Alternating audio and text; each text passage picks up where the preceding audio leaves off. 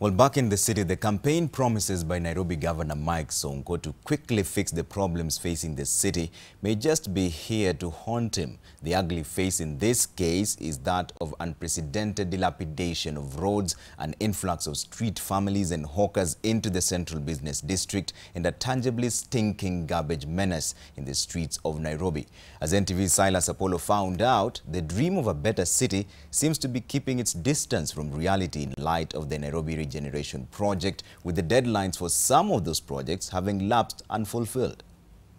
First established in 1899 as a transportation and administrative center, Nairobi has grown to become one of the region's economic powerhouses and a home to thousands of Kenyans. But has this growth been matched with the availability of social amenities? We began our journey at the city's Eastland area, where the dilapidated roads, which residents say have become a nightmare for motorists and businesses, have caused disquiet among residents. In Umoja Estate, for instance, a number of roads which were once deemed the best have turned into rough terrain. The deep holes that are increasingly becoming characteristic of some of the roads are damaging cars and leaving motorists counting losses. Barabara tunaumia. Tukinyesha kuna kwa flood, mpaka hizo mtaro zinajaa, hakuna access. Barabara flood zote huku hivi, jam na ndio kama yote sasa. Additionally, some of the roads and passages in the estates have free-flowing sewerage, posing health risks to residents, especially for children who frequently play in the alleys. These are among reasons for call for clean water. The Nairobi City Water and Sewerage Company has it that only 220,000 households in the city are supplied with the precious commodity, despite the farm pumping 550,000 cubic liters a day.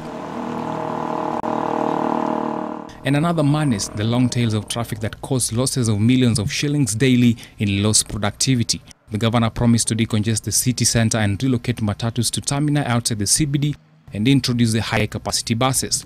It is yet to gain traction.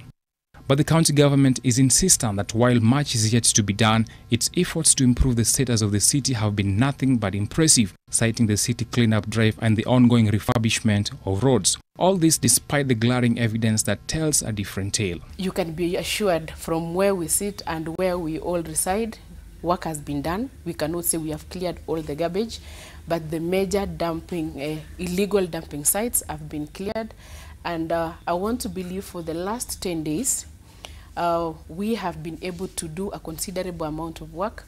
Governor Sonko on his social media accounts say the county has entered an agreement with the Ministry of Transport to rehabilitate roads within the city.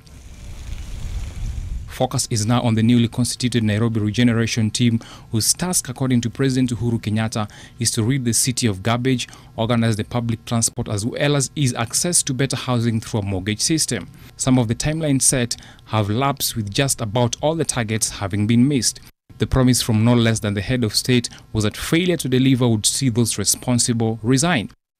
The project is led by Governor Sonko, Tourism CS Najib Balala, and head of the Presidential Delivery Unit Nzioka Waita. Silas, NTV.